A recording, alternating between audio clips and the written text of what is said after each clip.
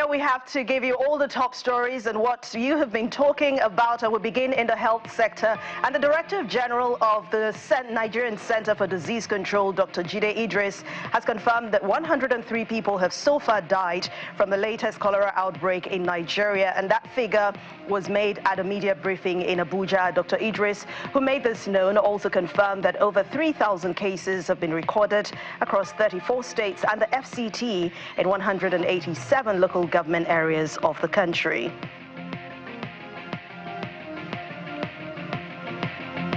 When we see an unusual increase in number of cases, it's a trigger. And that's the trigger we got on, I think, week 24 of this year. That's where we saw that surge.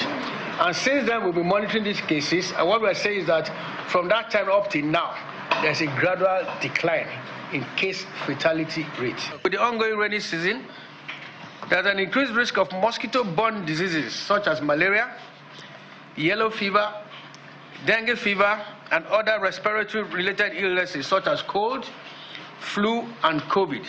Yellow fever is called a viral hemorrhagic disease transmitted by infected mosquitoes. The incubation period, at the time of infection to expression of symptoms, is usually between 3 and 6 days. The NCDC continues to monitor reports of yellow fever cases in Nigeria all year round. As a result of the current rainy season, we are also observing an increase in suspected cases. The National Council on Nutrition, chaired by Vice President Kashim Shettima, has approved new measures to combat malnutrition and food insecurity in the country. The council gave this approval at its meeting held at the Presidential Villa in Abuja, where the Vice President called for active involvement of all stakeholders. Among those measures approved by the council are the establishment of a national dashboard, all to provide better oversight and cooperation of nutrition-related initiatives across Nigeria. Well, according to the Vice President, the administration of President Bola Tinubu is committed to working with development partners, private sector players, and state governments towards providing lasting solutions to the economic challenges confronting the nation. At that meeting, too, the Minister of Finance and Coordinating Minister of the Economy, Mr. Wali Edu, said the Council also provided a template for monitoring implementation of interventions by the federal government to address food insecurity in Nigeria.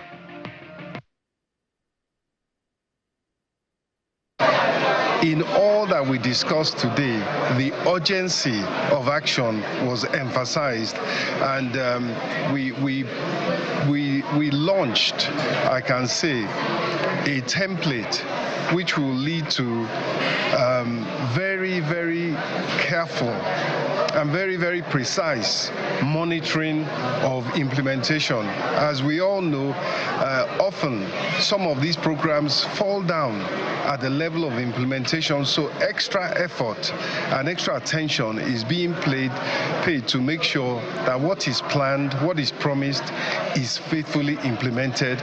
And we are sure that with these interventions, led very powerfully by the Vice President, and a commitment by him to personally ensure that we reach the state governors for their own and show them where they need to intervene based on the data and based on the details that have been drawn up by Ministry of Health and Ministry of Agriculture and Food Security, that with the political will, not just at the federal level but at the state level, we will decisively deal with food inflation and the availability of food, the affordability of food, and of course the care for our young ones and our expectant mothers through adequate nutrition and diet support.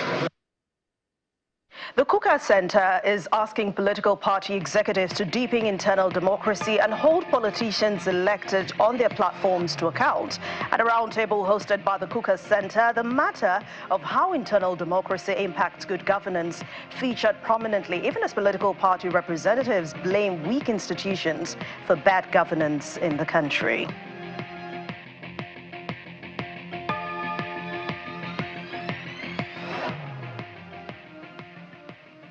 And talking about politics, the Rivers State House of Assembly, led by Victor Kojumbo, has condemned the resolution by the Martin Amawele-led House, which barred Governor Siminalayi Fubara from spending public funds. Mr. Kojumbo, who stated this in an opening remark during plenary, said that what Martin Amawele and 24 others, whom he described as former members of the House, did was unfounded and without validity. He insists that Mr. Martin Amawele and 24 others are not members of the Assembly, following their defection from the People's Democratic Party, the PDP, to the All Progressives Congress, the APC, in December 2023. The recognized 10th River State House of Assembly is the one led by Right Honorable Victor Kojumbo. I once again call on the Independent National Electoral Commission to expedite preparations towards the conduct of by-elections to fill the vacant seats created by the River State House of Assembly by the defection of Martins Amehule and 24 others. Declare a state of public health emergency on the practice of open defecation and prohibiting its practice in the state.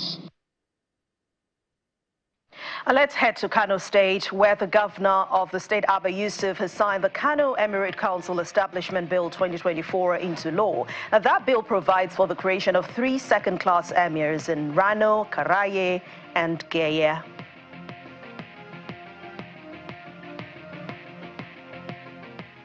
Staying in Kano, the state government has filed fresh charges against the former governor Abdullahi Ganduje alongside his former commissioner for justice Musa Abdullahi Lawan. While the new charges are coming shortly after the previous trial commenced in absentia against Mr. Ganduje. However, the court is yet to set a date for the commencement of that trial. This latest legal action follows a series of legal challenges faced by Mr. Ganduje and his associates. But recently, the court entered a not guilty plea for Mr. Ganduje, his wife Hafsat Umar, and other defendants in absentia on an 8-count charge, which includes allegations of bribery, misappropriation, and diversion of public funds amounting to billions of naira.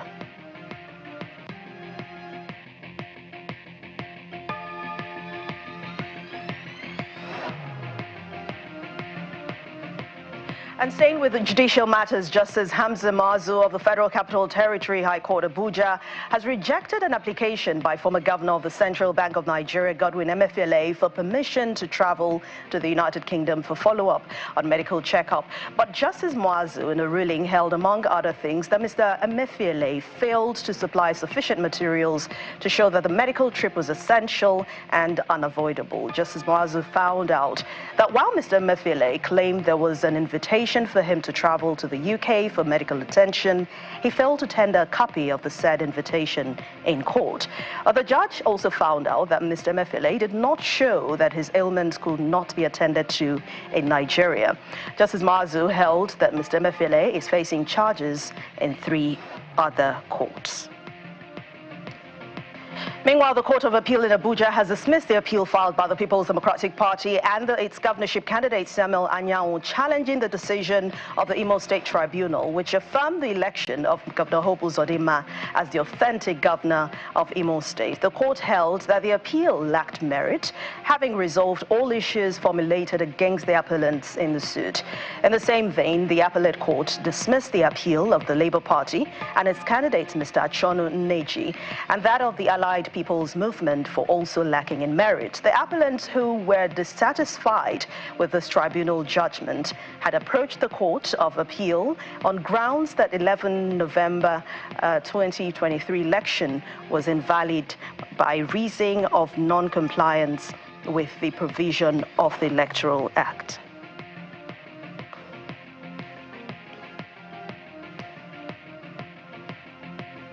And away from the courts now, the Plateau State, an investigative panel set up by the federal government on the collapsed 2-story building in Jos, the Jos school there, which left 22 people dead, has released a preliminary report on the incident. Well, the Director General, Nigerian Building and Road Research Institute, Samson Duna, told journalists that the panel, headed by the building department at the University of Jos, revealed that the physical observation of that building looked distressed and that weak materials were actually used for building it.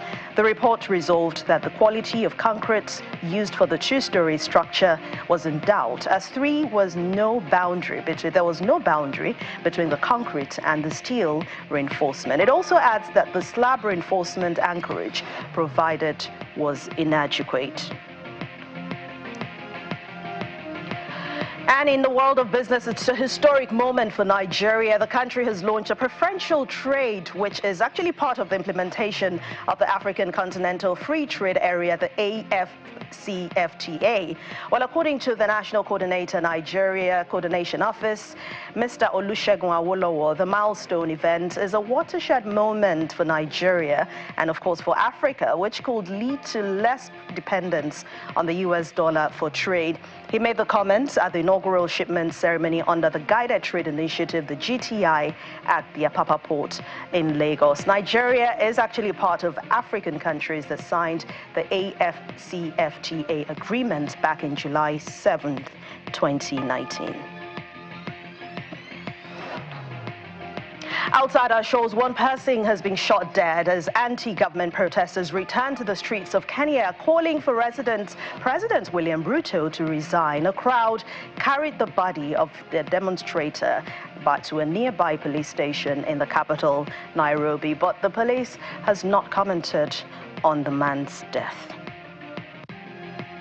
In the world of sports, says welcome home. Waving flags dressed in Spain's red and yellow colors, tens of thousands of people greeted the new European champions in a square after the open-top bus parade went through Madrid. Well, in Madrid's iconic Cibeles Square, fans gathered to celebrate Spain's record-setting fourth European championship, with the players leading the crowd to victory. And of course, you expected the chants were coming on the stage. Those are the top stories we have for you today.